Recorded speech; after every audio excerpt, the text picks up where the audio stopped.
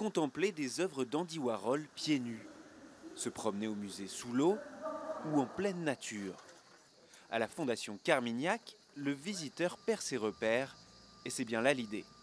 Une collection de 70 œuvres où se côtoient Roy Lichtenstein et Botticelli est exposée dans un espace de 2000 m² sur l'île de Porquerolles dans le Var, au large de la ville de Hyères. On prend la mer, on va sur l'autre rive, on marche, et ici ensuite quand on arrive à la Fondation, on n'est pas nombreux, les visites sont limitées à 50 personnes par demi-heure, on se déchausse, on prend un breuvage, et on a essayé de créer à la fois des conditions, et puis on a choisi ainsi un lieu, pour que les œuvres parlent au mieux et qu'on puisse les entendre au mieux. Porquerolles, une île saturée par plus d'1 million de visiteurs par an. La fondation du milliardaire Édouard Carmignac a donc dû se plier aux strictes règles du parc national.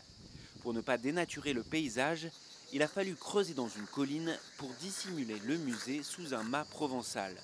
La démarche, promouvoir un tourisme plus responsable et pourquoi pas, initier quelques plagistes à l'art moderne.